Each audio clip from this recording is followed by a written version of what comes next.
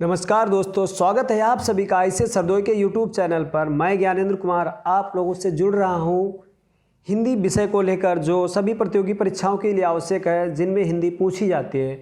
तो दोस्तों, इस वीडियो में बात करेंगे यूपी टेट से संबंधित हम हिंदी से, जो यूपी टेट के लिए काफ़ी उपयोगी है। तो चलिए दोस्तों, इन 30 क्वेश्चंस को लेकर हम बात करने वाले हैं। तो चलिए दोस्तों, शुरू करते हैं वीडियो।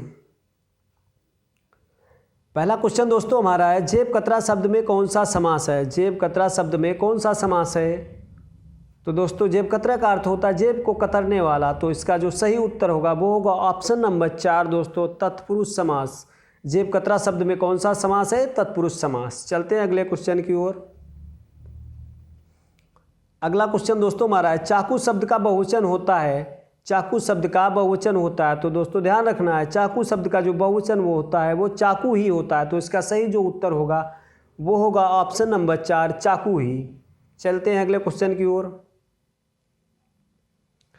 अगला क्वेश्चन दोस्तों हमारा है, अपादान कारक का उदाहरण नहीं है।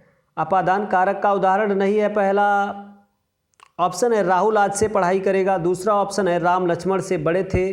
तीसरा ऑप्शन है रावण ने धनुष से जटायु को मारा।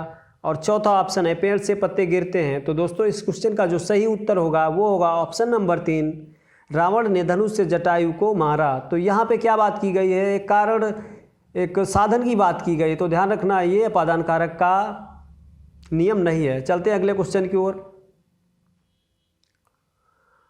अगला क्वेश्चन दोस्तों हमारा है, सदैव एकवचन में प्रयुक्त होने वाला शब्द है। सदैव एकवचन में प्रयुक्त होने वाला शब्द है प्राण, हस्ताक्षर, बाल या सोना। तो दोस्तों, इस क्वेश्चन का जो सही उत्तर होगा वो होगा ऑप्शन नंबर 4, सोना। यानी गोल्ड जो है, यानी सोना सदैव एकवचन में प्रयुक्त होता है। चलते हैं अगले क्वेश्चन की ओर। अगला क्वेश्चन दोस्तों है, निम्नलिखित में से कौन सी प्रेरणार्थक क्रिया है? निम्नलिखित में से कौन सी प्रेरणार्थक क्रिया है? तो ध्यान रखना है, ऑप्शन नंबर 3, जोतवाना जो है ये एक प्रेरणार्थक क्रिया है। जिस क्रिया में उसके अंत में वाना या आना शब्द आए वो क्या होती है? प्रेरणार्थक क्रिया होती है। तो ध्यान रखना है, जोतवाना एक क्या, जोतना का जोतवाना हो जाता है। तो ये कैसी क्रिया? प्रेरणार्थक क्रिया है। चलते हैं अगले क्वेश्चन की ओर। अगला क्वेश्चन दोस्तों हमारा है, लहरों के राजहंस किसकी रचना है? लहरों के राजहंस किसकी रचना है? तो ध्यान देना है, ऑप्शन है धर्मवीर भारती, महादेवी वर्मा, केदारनाथ अग्रवाल, मोहन राकेश। तो दोस्तों, इस क्वेश्चन का जो सही उत्तर होगा वो होगा ऑप्शन नंबर 4, मोहन राकेश। मोहन राकेश की रचना है लहरों के राजहंस। चलते हैं अगले क्वेश्चन की ओर। अगला क्वेश्चन दोस्तों हमारा है, अनुनासिक व्यंजन कौन से होते हैं? अनुनासिक व्यंजन कौन से होते हैं? यानी जिन व्यंजनों को बोलने में ऐसा लगे कि हम नाक से बोल रहे हैं, नाक से आवाज़ निकल रही है, उन्हें अनुनासिक व्यंजन कहते हैं। तो आपको बताना है कि अनुनासिक व्यंजन कौन से होते हैं। प्रत्येक वर्ग का पहला अक्षर, या प्रत्येक वर्ग का तीसरा अक्षर, या प्रत्येक वर्ग का चौथा अक्षर, या प्रत्येक वर्ग का पंचमा अक्षर। तो दोस्तों, इस क्वेश्चन का जो सही उत्तर होगा वो होगा ऑप्शन नंबर 4, प्रत्येक वर्ग का पंचमा अक्षर। ये क्या होते हैं? ये सभी अनुनासिक व्यंजन होते हैं। चलते हैं अगले क्वेश्चन की ओर। तो दोस्तों, अगर आप लोगों को वीडियो पसंद आ रही हो तो हमारे चैनल ऐसे सरदोई को सब्सक्राइब करना ना भूलें। चलते हैं अगले क्वेश्चन की ओर।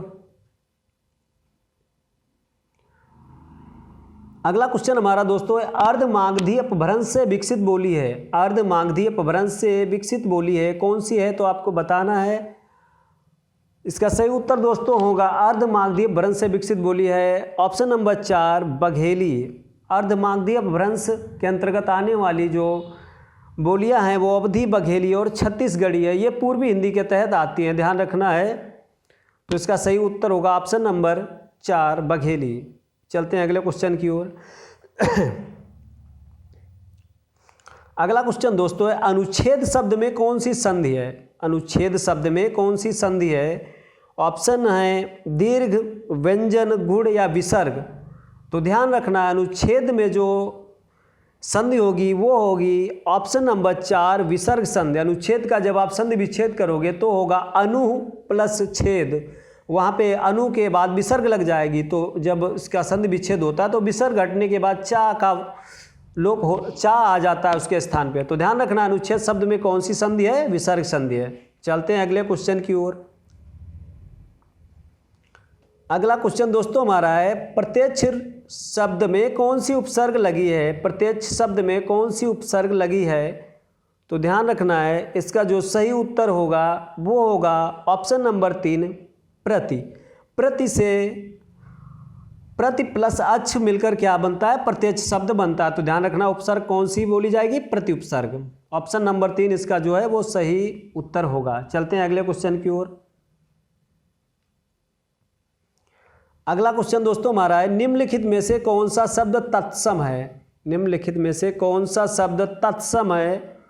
तो ध्यान रखना, करोड़ जो है ये कोटि का तद्भव है, उल्लू है ये उलूक का तद्भव है, इलायची है जो ये इले का तद्भव है, लेकिन उच्च का जो तद्भव होगा वो होगा ऊंचा। तो ध्यान रखना इसका जो सही उत्तर होगा वो होगा ऑप्शन नंबर 2 उच्च। उच्च एक तत्सम शब्द है, ध्यान रखना है। चलते हैं अगले क्वेश्चन की ओर। अगला क्वेश्चन दोस्तों हमारा है, छायादार शब्द है, छायादार शब्द है यौगिक, विदेशी, संकर या फारसी? तो ध्यान रखना है, छायादार जो शब्द है दोस्तों ये है संकर, यानी इसका जो सही उत्तर होगा वो होगा ऑप्शन नंबर 3 इसका सही उत्तर है। चलते हैं अगले क्वेश्चन की ओर। अगला क्वेश्चन दोस्तों हमारा है, वह रोता होगा समास में शब्द में कौन सा काल है? वह रोता होगा शब्द में कौन सा काल है, यानी टेंस आपको बताना इंग्लिश के अनुसार अगर जाएं तो। ऑप्शन है पहला संदिग्ध भूतकाल, दूसरा ऑप्शन है संभाव्य वर्तमान, तीसरा ऑप्शन है अपूर्ण भविष्य काल और चौथा ऑप्शन है संदिग्ध वर्तमान काल। तो इसका जो सही उत्तर होगा वह रोता होगा, तो इसका जो सही उत्तर होगा वो होगा ऑप्शन नंबर 4 संदिग्ध वर्तमान। संदिग्ध वर्तमान यानी आप वो क्रिया हो रही थी और आप वहाँ से चले आए, लेकिन आपके अनुसार वो अभी भी होती होगी, तो इसका सही उत्तर होगा संदिग्ध वर्तमान। चलते हैं अगले क्वेश्चन की ओर। अगला क्वेश्चन दोस्तों हमारा है, अरण्य शब्द का पर्यायवाची नहीं है। अरण्य शब्द का पर्यायवाची नहीं है। विपिन ये भी है, वन ये भी है और जंगल ये भी है, लेकिन अच्छ जो है ऑप्शन नंबर 4 अच्छ जो है ये आँख का तत्सम है। तो ध्यान रखना है इसका जो सही उत्तर होगा वो होगा ऑप्शन नंबर 4 अरण्य शब्द का पर्यायवाची अच्छी माने आँख होता है, ये नहीं है, ध्यान रखना है, बाकी सभी हैं। चलते हैं अगले क्वेश्चन की ओर। अगला क्वेश्चन दोस्तों हमारा है, प्राचीन शब्द का विलोम है। प्राचीन शब्द का विलोम है। नया ये तो पुराने का विलोम है, नवीन ये भी नहीं होगा, लोप ये भी नहीं है। तो इसका जो सही उत्तर होगा वो होगा ऑप्शन नंबर 4 अर्वाचीन जो है प्राचीन शब्द का विलोम है। तो इसका सही उत्तर होगा ऑप्शन नंबर 4। चलते हैं अगले क्वेश्चन की ओर। अगला क्वेश्चन दोस्तों है, फेंक कर चलाया जाने वाला हथियार शब्द का एक शब्द में अर्थ है। यानी फेंक कर चलाया जाने वाला हथियार शब्द का एक शब्द में अर्थ है। तो ध्यान रखना, जो फेंक कर चलाया जाता है उसे बोलते हैं अस्त्र। तो इसका जो सही उत्तर होगा वो होगा ऑप्शन नंबर 3 अस्त्र इसका सही उत्तर होगा। फेंक कर चलाया जाने वाला हथियार होता है अस्त्र, और जो अपने पास रखा जाता है से उसे शस्त्र बोलते हैं। तो ध्यान रखना है, धनुष से चलाया जाने वाला बाण एक अस्त्र है। चलते हैं अगले क्वेश्चन की ओर। अगला क्वेश्चन दोस्तों है, खरी मजूरी चोखा काम का अर्थ है। खरी मजूरी चोखा काम का अर्थ है लोग मजदूरी की परवाह करते हैं, कार्य नहीं, पूरी मजदूरी देने पर अच्छा काम करना, काम थोड़ा पैसे अधिक मांगना, बिना काम के पैसे मांगना। तो इसका जो सही उत्तर होगा वो होगा ऑप्शन नंबर 2 पूरी मजदूरी देने पर अच्छा काम करना। आई होप दोस्तों आप लोगों को समझ में आ रहा होगा। चलते हैं अगले क्वेश्चन की ओर।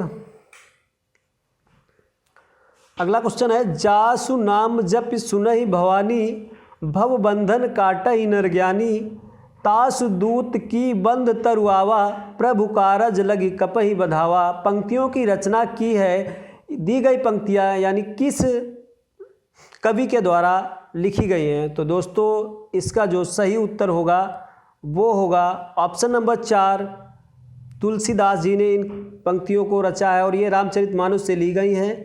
तो ध्यान रखना है, इसका सही उत्तर होगा ऑप्शन नंबर 4। चलते हैं अगले क्वेश्चन की ओर।